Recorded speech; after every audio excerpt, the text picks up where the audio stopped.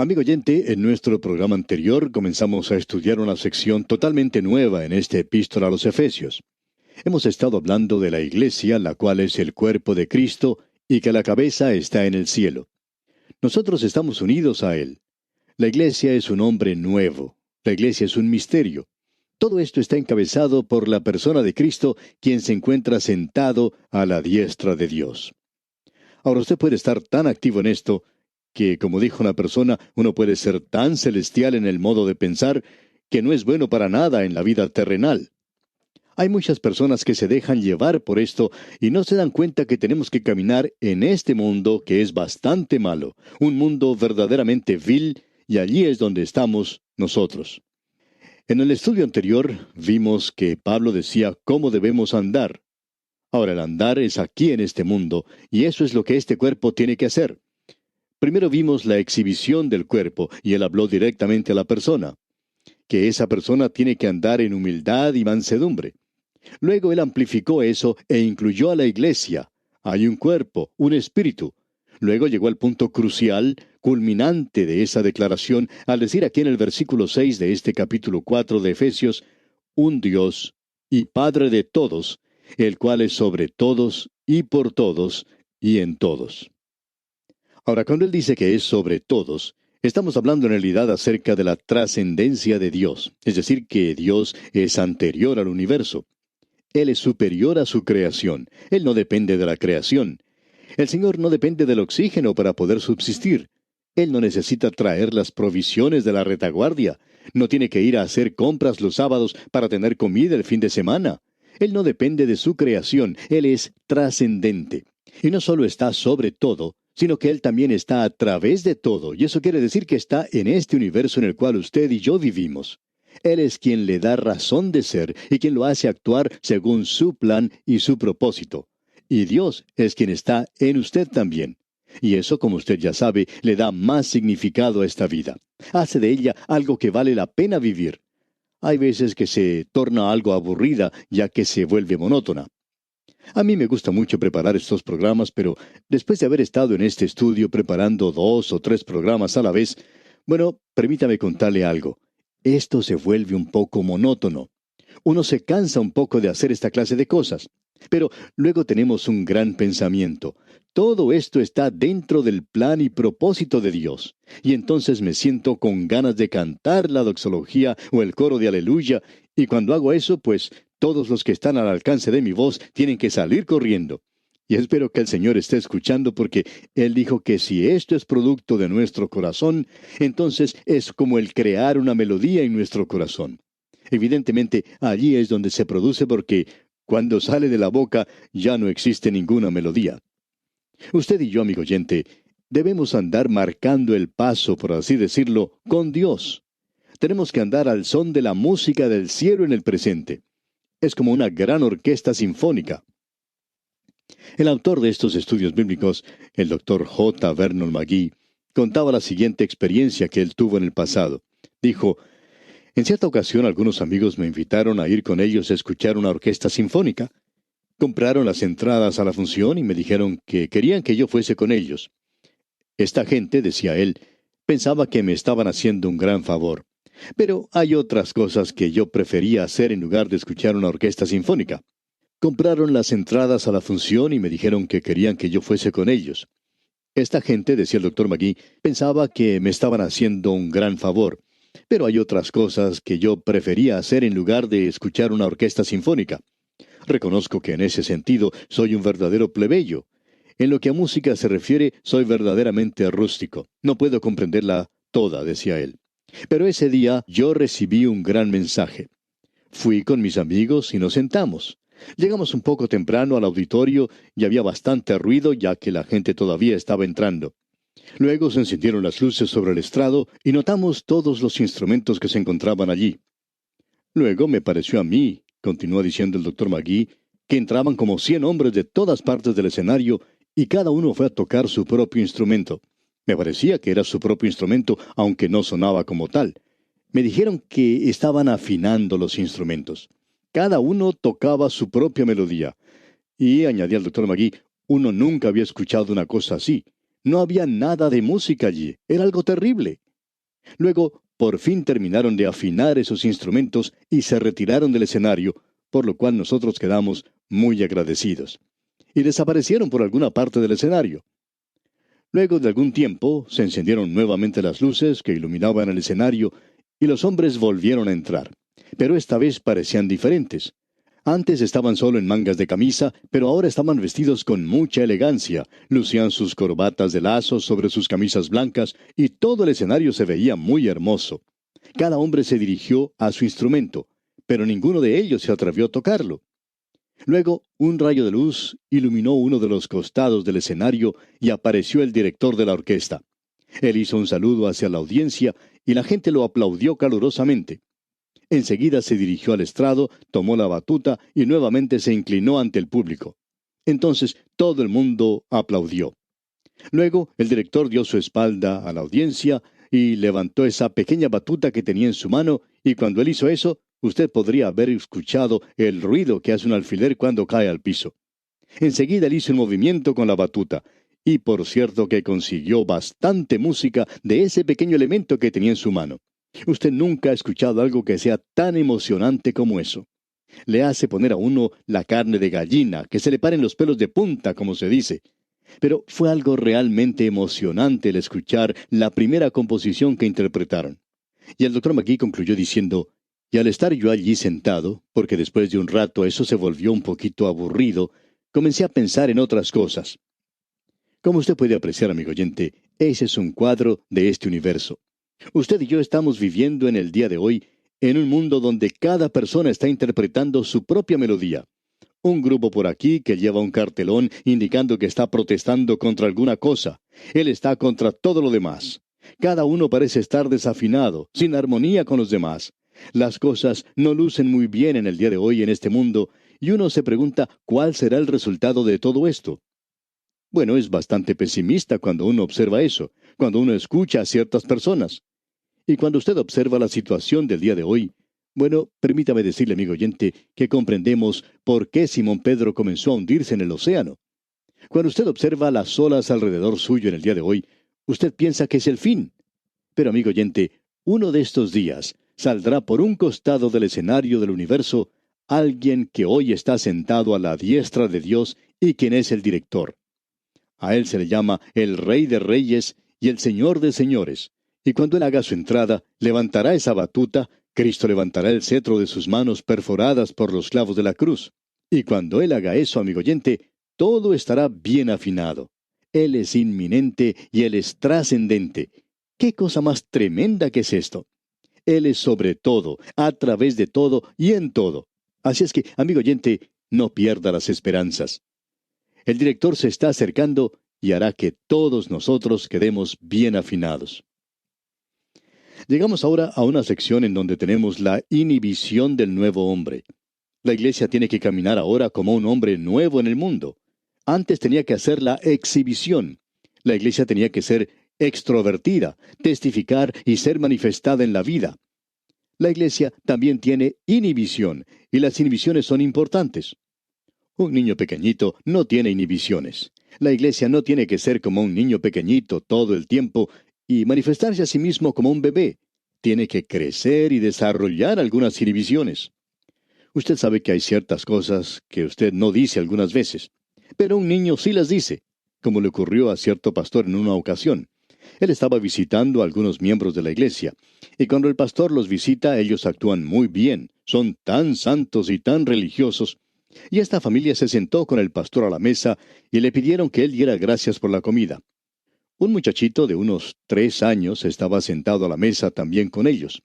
Cuando el pastor se puso a orar, el muchachito miró a su alrededor y le dice a su mamá, ¿qué fue lo que hizo? Él no tenía inhibiciones, pero parece que esa familia no oraba ni daba gracias por la comida muy a menudo. Y el pequeño, pues, no sabía eso. La iglesia ahora tiene que tener inhibiciones ya que es madura y ha crecido. Busquemos el proceso que menciona aquí el apóstol Pablo. Leamos el versículo 7 de este capítulo 4 de Efesios. Pero a cada uno de nosotros fue dada la gracia conforme a la medida del don de Cristo. Como usted puede apreciar, amigo oyente, al leer aquí, Él ha dado dones a los creyentes, y esta es una sección nuevamente que habla sobre los dones. Lo hemos observado allá en el capítulo 12 de la Epístola a los Romanos. Lo tenemos aquí en este capítulo 4 de la Carta a los Efesios, y también lo hemos visto allá en la primera Epístola a los Corintios, capítulo 12, versículos 13 y 14. Esta última es en realidad la sección más larga en cuanto a dones se refiere. Ahora él está diciendo aquí que los creyentes tienen que ser solícitos, activos para mantener la unidad del Espíritu. ¿Y cómo se puede hacer eso? Esto no quiere decir que cada uno tiene que ser una copia del otro. No es una situación en la que cada uno de nosotros tenemos que decir yo también. Cada creyente recibe un don para que él pueda actuar dentro del cuerpo de los creyentes de una forma en particular.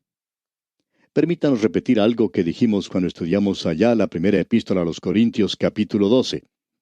Los dones son dados a las personas para que ellos puedan usar ese don en el cuerpo de los creyentes, porque ellos son un miembro de ese cuerpo. El apóstol Pablo dice allá en la primera epístola a los Corintios capítulo 12 versículo 7, pero a cada uno le es dada la manifestación del Espíritu para provecho. Y esto quiere decir sencillamente lo siguiente: un don es el Espíritu haciendo algo a través del creyente. Y no lo está haciendo para la devoción privada del individuo, sino que lo está haciendo en el cuerpo de los creyentes para edificar ese cuerpo, es decir, para provecho del cuerpo. Ahora no se da un don a una persona para que se desarrolle espiritualmente. Se le da a usted el don para que funcione en el cuerpo de los creyentes, para que sirva de provecho y bendición a la iglesia.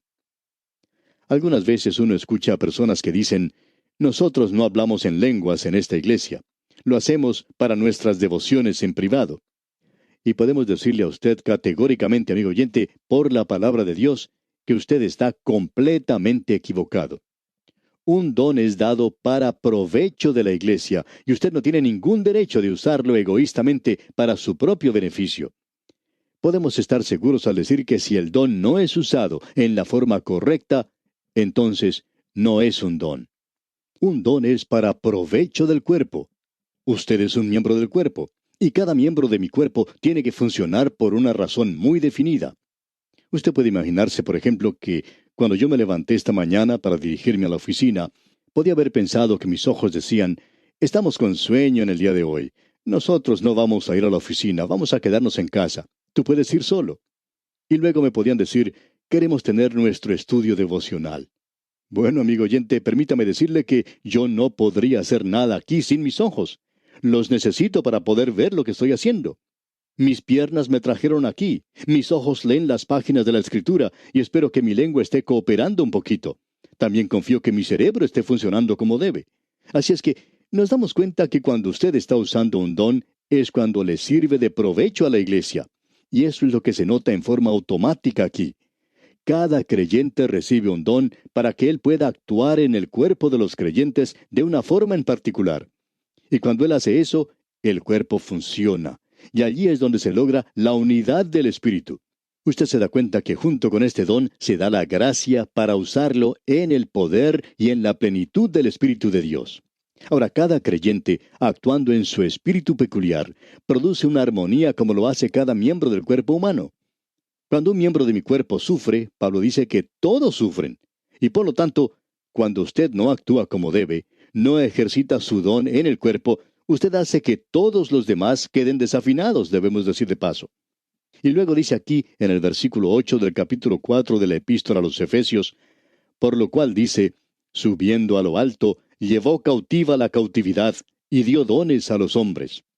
Bueno, él hizo dos cosas. Primero, llevó cautiva la cautividad. Como usted puede darse cuenta, esa es una cita tomada directamente del Salmo 68, versículo 18.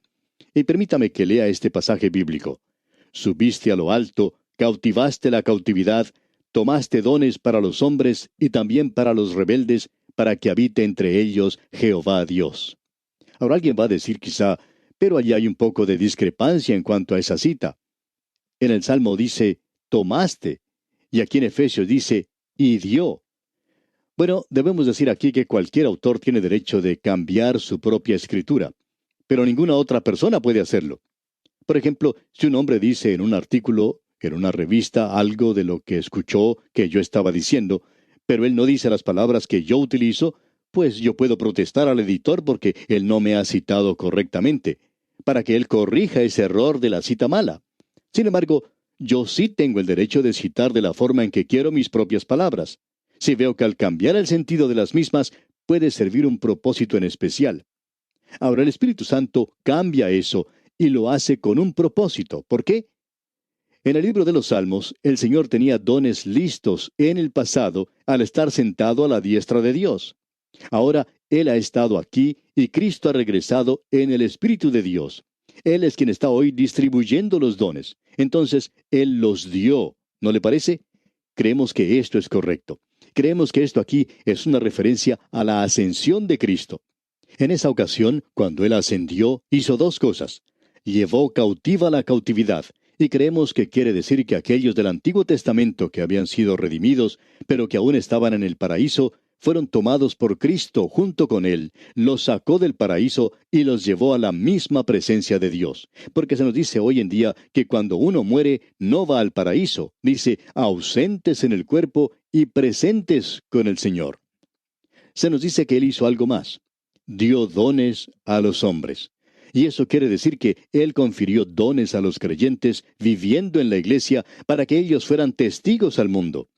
Usted se da cuenta que en su ascensión Él hizo dos cosas. Él llevó a esos santos del Antiguo Testamento a la presencia de Dios. Y luego Él dio dones a los creyentes en el día de Pentecostés. Vino el Espíritu Santo y los bautizó a ellos dentro del cuerpo de los creyentes, pero Él los colocó a ellos en cierto lugar para que actuaran como miembros del cuerpo, y ha estado haciendo eso desde entonces. Ahora, en los versículos 9 y 10 de este capítulo 4 de la Epístola a los Efesios, leemos, «Y eso de que subió, ¿qué es sino que también había descendido primero a las partes más bajas de la tierra? El que descendió es el mismo que también subió por encima de todos los cielos para llenarlo todo». Creemos que una explicación lógica de esto es la siguiente. Ya que Cristo ascendió, Él tenía que haber descendido en una oportunidad anterior. Algunos opinan que esto se refiere solamente a la encarnación. Por ejemplo, los patriarcas de la iglesia primitiva veían aquí la obra de Cristo tomando a los santos del Antiguo Testamento que estaban en el paraíso y llevándolos al trono de Dios. Ahora, no es necesario pensar que Él entró en alguna clase de sufrimiento después de la muerte. Por ejemplo, se nos dice que Él descendió a los infiernos. Bien, ¿qué es lo que quiere decir eso? Bueno, Él descendió al lugar donde estaban los muertos y su encarnación y muerte fueron su humillación y descenso. Eso era suficiente o adecuado para llevar a los redimidos del Antiguo Testamento a la presencia de Dios. Creemos que es eso lo que tenemos aquí en este pasaje y reconocemos que hay otras interpretaciones. Luego tenemos en el versículo 11 de este capítulo 4 de la Epístola a los Efesios lo siguiente. Y Él mismo constituyó a unos apóstoles, a otros profetas, a otros evangelistas, a otros pastores y maestros. Ahora quisiéramos que usted note la diferencia que existe en este pasaje. Estos no son dones que Él está dando a los hombres, aun cuando Él ha hecho eso. Lo que Él está diciendo aquí es que tomó a estos hombres que tenían ciertos dones y que Él los da a la iglesia. ¿Con qué propósito? Bueno, leamos los versículos 12 y 13.